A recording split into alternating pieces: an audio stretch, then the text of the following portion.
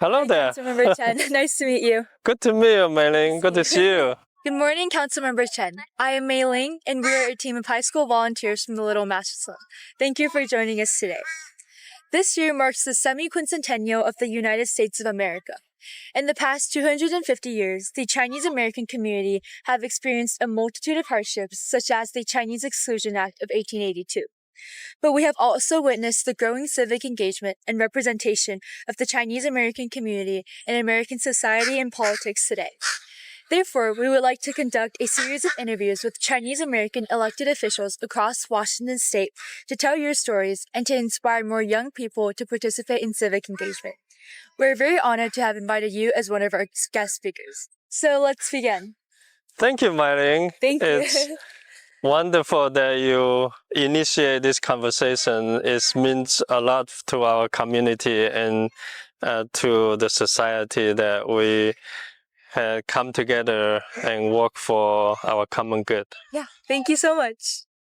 So when did you come to the States? I immigrated to the United States in 1995.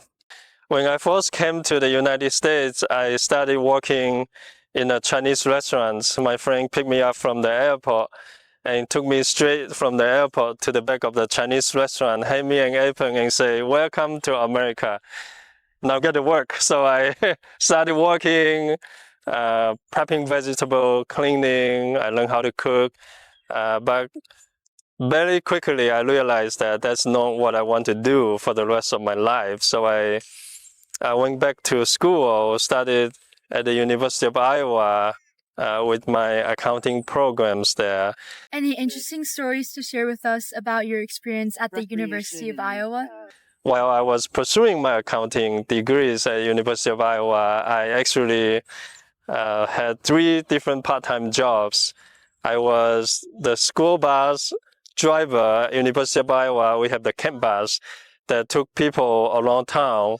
I provide transportation services to faculty, students, residents, visitors, anybody who can hop on and hop off the bus, go to wherever they want to go. So I was the bus driver, obtained the CDL, the commercial driver's license, and felt I was in control. My second job was I was the librarian assistant, so that was the best job. I was at the library. When people need something, I check it out. If nobody needs anything, I was there doing my study. That was one of the good jobs. And the third job I had was I was the teaching assistant for my accounting professor. So that was actually the highest paying jobs at the time. So while I was doing 3 part-time jobs, at the same time I was studying for the CPA exams, and that was quite an experience as well, because when I took the CPA exam, that was the very last time that I had to take the exam with a paper pencil format. There were 4 parts of the exam. We had to get it down in 2 days. So that was quite an experience. Very impressive. What was your first job in America? So other than the first job in the Chinese restaurants, my first real job after I get my education in accounting, I obtained my master's degrees in accounting and then passed my CPA exam. All of a sudden, the opportunity just opens up. So I landed my first corporate jobs with Kimberly-Clark as an internal auditor. Our internal auditor headquarters is in Neenah, Wisconsin. So I became an internal auditor, and Kimberly-Clark is a Fortune 500 company. We have different country headquarters in different countries such as Taiwan, Beijing, UK, Italy, Costa Rica. So as an internal auditor, we spend 2 weeks in the Neenah office prepping for the audit, and then we go out to a country headquarters to audit their internal controls, their financial well-beings. And spend 3 weeks at the locations. For example, I went to Beijing for 3 weeks and then come back to Neenah, Wisconsin for 2 weeks and then go back to South Korea. I went to South Korea 3 times. So that was the rotation. And that was my very first corporate jobs with Kimberly-Clark, and I literally traveled the world with Kimberly-Clark. When did you move to Edmonds and open your accounting firm? Were there any interesting story that you would like to share with us about your life and work in Edmonds? So I moved to Edmonds in 2008, and the reason was because I audited the Everett mill. We had a Kimberly-Clark pulp mills in Everett. I was here for work, and the mill manager applied for me to internally transfer. And a couple of years down the road, the corporate headquarters decided to discontinue the operations in Everett, so I started my own accounting firm. Because of my bilingual skills, I started my accounting practice in Chinatown International District in Seattle. And the minute I get there, people in Chinatown welcome me with open arms, and that's where I started my accounting practice. You have served the community in many capacities. Are there any meaningful stories that you would like to share with us? Thank you for that question. Actually, I love this community. You see the natural environment, the diversity of this community really attracts me. When I started my accounting practice in Seattle, Chinatown, I was welcomed with open arms, and I became the president of the Bincon Association. At the time, I used my professional CPA practice to help the people who needed information, and I got to know that there was some services that was desperately needed. And when I started move my accounting office from Chinatown to Edmonds, that's because that's where my home is. So I want to be closer to home. And I realized that there's a need in North King and South Snohomish County because more and more diversity come to this area. So friends of mine and I started the Asian Service Center. The service center, the goal is to break down barriers and building bridges so that the people who needed service, needed information, can get it through the volunteers, get it through the service center. For 3 years on the road now, the service center have brought diverse culture to this area. One of the very successful events that we did was the Dragon Boat Festival.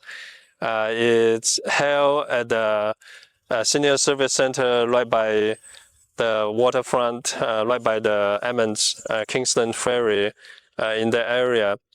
It was a hit. People loved it. We bring dragon boat, we bring line dancing, we bring diverse culture, including food, performances, and the friendly, competitive competitions. Like this year, we had South County Fire, the firefighters had a dragon boat, and then the community leaders, like including mayors and council members from Linwood, Mount Lake Terrace, Edmonds, we come together, form a community leadership boat, and then the boat had a friendly competition. It was so much fun and draws the community together. On top of that, I also serve on the Rotary Club as a Rotary Club member. I was involved with the Edmonds Chamber of Commerce. I recently became a board member for the Linwood Food Bank as the needs of food and services, even in this area in the North King and South Snohomish County, has increased over the last few years since the pandemic. So I have a passion and I love to bring the community together. So when I was asked to serve on the food bank board, I have no hesitations to accept that responsibility and that privilege. Also, the homeless population in this area is also another another phenomenon that our society cannot ignore. So I studied the Second Chance Scholarship with Edmonds College, where the scholarship is $5,000 to help the homeless students who decided to go back to school to get educations, so that they can turn around and use their skills to help the community, at the same time can have a jobs to staying on their own feet. So those are the things that I have been involved in. It's very amazing. Thank you. When did you decide to run for the Edmonds City Council election, and what motivated you to do so? So I started running for Edmonds City Council in year 2021. That was during the pandemic. And the reason I wanted to get involved is I think representations do matter. As a fourth generation immigrant coming to this country, and the diverse population in culture that is forming this community, I deeply love the diversity of this community, and I thought representation, having a voice on the city council would be beneficial for the entire community. So I started running my council race in 2021. It was very competitive. There were 4 candidates running for the same positions. There was the existing council member, and then there was a returning council member who had served 10 years on that city council, and then there was a very respected veterans who graduated from the Air Force Academy and now a small business owner in Edmonds. And then there was me, a fourth generation immigrant and a small business owner. So it was a very competitive race, and I get a lot of support from the community members and friends, families, Rotary clubs, Chamber of Commerce, Asian Service Center. So I ran a successful campaign and was elected in 2021. What have you done as a council member of Edmonds, and what are the achievements that you're most proud of in this role? Yeah, so on the city council, actually, I always told my friends, if you want to get involved with politics, the local office is the one that you can make the most impact. So since I get on the city council, I am very proud of my achievements in several fronts. Number one, I was able to rally the city's resources toward public safety. During the pandemic, there were a lot of public safety concerns. And especially one of the projects that I'm super proud of is the Highway 99 Center Millions. Highway 99 was a very busy 2-mile stretch within city of Edmonds, and because of the traffic and the way the highway was designed, there was a lot of turning because the middle lane was a turning lane, and it caused a lot of accidents. So we were able to get the investments from the state, from mostly the state transportation funding that help build the center medians. And what it does is it build the center high-rise median and fill with the green belt. So we have the vegetation, the flowers, beautify the corridor. At the same time, it also force people to turn at a certain intersection so that it will be orderly and regulated to avoid a lot of car accidents So it's one of the best investments that I was part of. Another achievement is I was able to use my accounting background, my knowledge in helping the city balancing our budget, balancing our revenue and expenditure. For our city is relatively a small city. We have a city of 43,000 people. Our annual budget is about $110 million in revenue and expenditure. During the pandemic, we have that one-time injections of APA, the federal money. We have about $11.5 million injections. So because of my accounting background knowledge, I was able to sound the alarm that this is one-time money. We cannot count on those money for hiring new staff or start a new program, because once you do that, there's recurring expenditure. So we were able to get the balanced budget, and because of the inflations and the fact that cost of living is just getting more and more expensive, so we continue to manage our budget diligently. What our goal is to become a good steward of public funding. So I was able to use my accounting knowledge and also my community involvement to know what the community needs and fulfill those needs with our limited resources.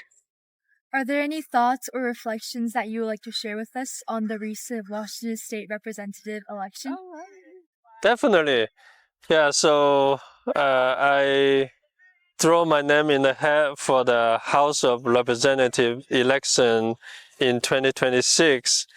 And that was an election to become a House representative for my district, which is District 32nd, including 5 cities: Linwood, Edmonds, Mount Lake Terrace, Salt Line, Woodway, and North Seattle, part of Seattle. So it's a big district. It's including both South Snohomish County and North King County.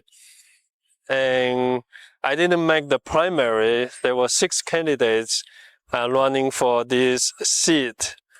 And I think one of the reasons that I wanted to run is because I see the affordability issue that is hitting every family, every level of our society right now. The housing affordability, if it's very difficult for seniors with fixed incomes.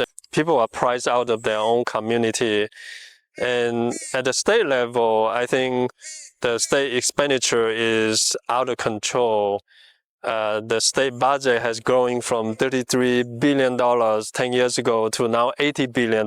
And still, they were identifying deficits of $4 to $5 billion. Even with the millionaire tax, it's still going to become a problem in terms of budget deficit. So I'm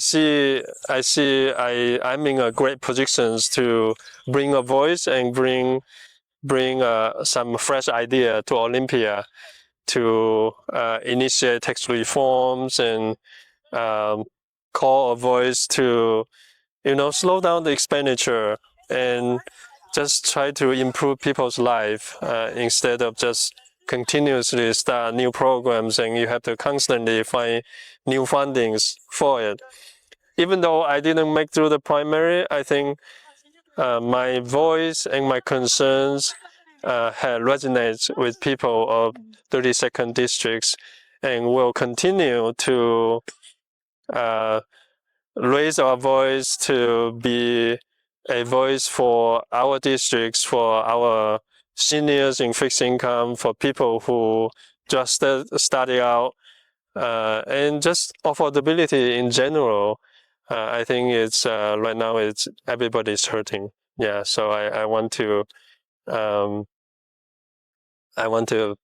bring this voice to Olympia, even though I'm not there as a state representative, but I think this message is loud and clear.